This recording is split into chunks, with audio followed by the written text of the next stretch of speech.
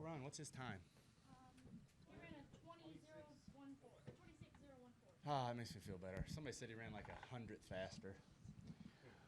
Okay, Shouldn't Carl make me feel Edwards better, has but joined us here. I He's could've the got driver of the number 19 Stanley Tools Toyota for Joe Gibbs Racing. And Carl had you in here earlier today, but just talk about your qualifying lap. You posted a good one there at the in that last session to get P2. Just talk about your outlook for Sunday now. Well, that was my warm-up lap. The second lap was going to be a good one, but they threw the red and black. Right. That's my story, at least. But we actually had a good car, and just a really strong day for JGR. You know, we talked about the struggles here, and the guys have definitely brought some great cars, at least in qualifying trim. So it's different to drive. Just I had a lot more trouble with the balance than I've had here, you know, in the past. So I think it's going to be a better race because of that. Seems like, you know, the cars are just a little bit hard to get right all the way around. So that I think bodes well for the race. But now we just go into race trim, and I don't know, what time's the second practice tomorrow?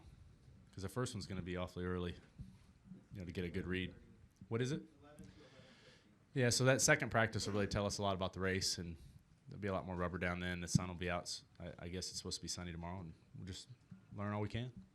Take a couple questions now for Carl. We'll start right here with Reed and then to go to Lee. Reed Spencer with NASCAR Wire. So you think you maybe had a faster lap in you if you hadn't been stopped like that? Of course, yeah. I don't know, man. I don't think anybody ran. They told me the first lap was the fastest one, so I don't know if anybody ran faster on their second lap. It just was kind of a mess out there. I appreciate NASCAR though giving us some time, you know, making sure they got that right. That was nice. When I rolled off, I thought I had enough time to get 2 laps in, and we just missed it by about 2 seconds. Yeah, I don't know that the second lap would have been faster. I don't know if I could have run a flat. That's pretty fast. You and 2 of your teammates ran top 3, second and third round. What is it specifically about JGR in the time that you've been there that you've seen them go from, you know, what was kind of an off year 2 years ago to where they are as a powerhouse today? And can you talk a little bit about TRD and their support of Gibbs, because the relationship between the organization and the factory seems second to none in NASCAR? Dave Wilson, get you to ask that. That's good.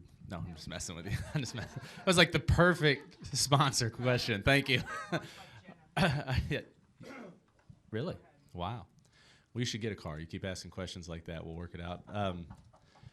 No, I saw the attitude heading to Phoenix last year, and it's all hands on deck, and that was what was pretty interesting as we sat in the meetings. It was, hey, we have to fix what's wrong. We have to get faster, and I mean it's pretty intense. Guys like Patrick Knupp and those guys over there. I mean, they are 100% competitors. I mean, the warrior spirit. Just we are going to win no matter what it takes. And then the other thing that I think, you mentioned my teammates. I believe it's a very unique and very special thing that we have, where everybody's pushing each other, motivating one another, but also helping each other. And then from the TRD side, I mean, they're intimately involved. It's a really close relationship with our engines being built there. They're in every meeting that I'm in, at least, and they participate at a really high level. So, for instance, next week we go out to Toyota. We go out there. We participate. From Bob Carter and all the guys. I mean, they are real race fans, and I think that kind of manufacturer support is. I think it's real special, and it's really cool. I mean, they want to win. So what are you looking for? What kind of Toyota? Final question, Mike Embry.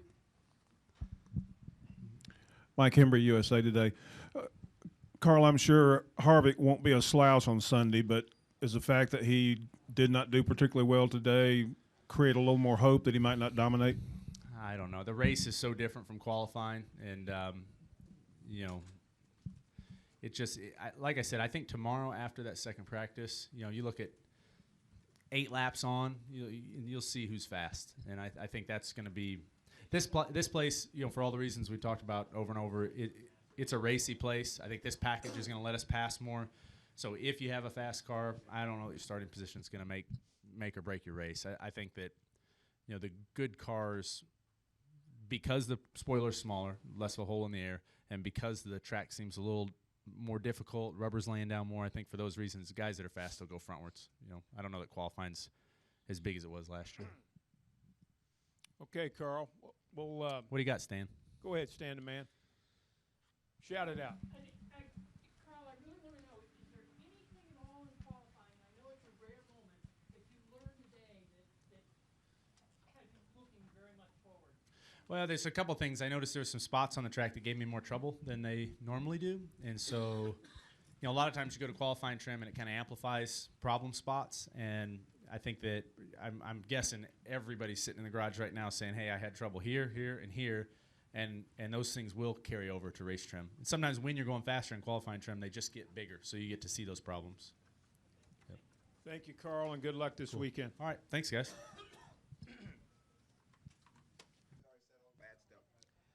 Joining us now for his media availability here at Phoenix International Raceway is our winner from Las Vegas Motor Speedway, Brad Keselowski. He drives the number 2 Alliance Truck Parts Ford for Team Penske. Brad, just let's look back a second, talk about the momentum that you gained from winning at Las Vegas and how you hope to carry that over here at Phoenix and then at Auto Club next week, obviously a track you won at last year. Yeah, well, I'm not sure. Really, a lot of it carries over, other than my pit crew, which was blazing fast last week, which made my life a lot easier. These tracks are so much different that there's not a lot to really compare off of. But we haven't been exactly where we want to be speed-wise so far this weekend, but we haven't been in race trim yet, so I'm pretty optimistic about that. My teammates have been really fast, so there's some things to be learned from there, and hopefully we can apply them. But, all in all, Phoenix has been a pretty good track for us the last I think half a dozen times or so we've ran up front, led laps, or at least been, solid top 5, solid top 10s, and we want to keep that streak going. We'll take some questions for Brad. If you have one, raise your hand. Raise your hand for Brad Keselowski and Mike Embry there in the middle. Mike Embry, USA Today. You've used the even-numbered years recently to stack up a lot of wins. Winning early this year give you an indication that might happen this year as opposed to the last few? Yeah, I don't know why that is. It seems like we seem to get more wins on even years, but I don't know if there's really any logic behind that. I don't feel any different every other year. Sometimes, teams just get on streaks, good and bad. And, we finished last year, Mike, on a really good streak. Just they weren't wins. They were solid, consistent races leading a lot of laps, and I think we've carried a lot of that over so far.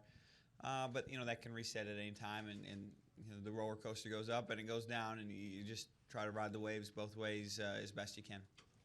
We'll go to Bob Pockris and then finish with Tom Jensen.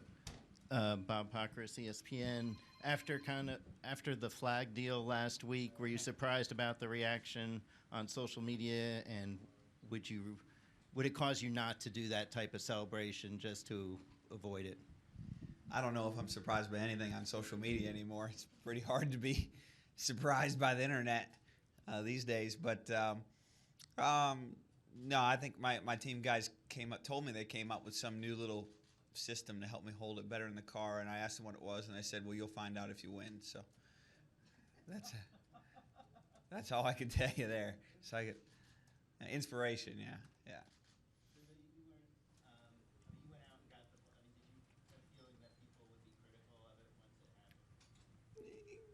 Yeah, probably, yeah. I don't know. I guess I really wasn't thinking about it that much. I mean, I was thinking about just picking it up.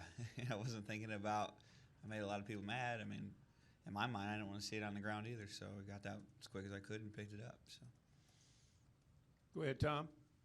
Tom Jensen, FoxSports.com. It seems like this year the Gibbs guys can almost do no wrong. They're fast everywhere, and the Hendrick guys seem to be having trouble everywhere. As a driver, do you pay attention to what's going on with the other teams too much, or are you solely focused on your own deal? There's a balance between watching other teams, Tom, and focusing on your own. A lot of people would tell you, just do your own thing the best you can, you'll be all right. Well, that's not really how sports work. You have to line up against other teams all the time. And so I think you have to keep, your focus on yourself and the other teams at the same time, which I guess in one way that can make you kind of cross-eyed. But, it's important to do so. I think you're right. The Gibbs cars, there's a reason why they're 1 through 3 right now. They have a lot of speed, and they're doing things at a very high level.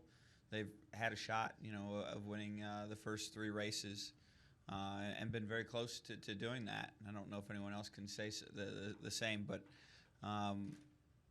it's our goal to, of course, go out there and find some speed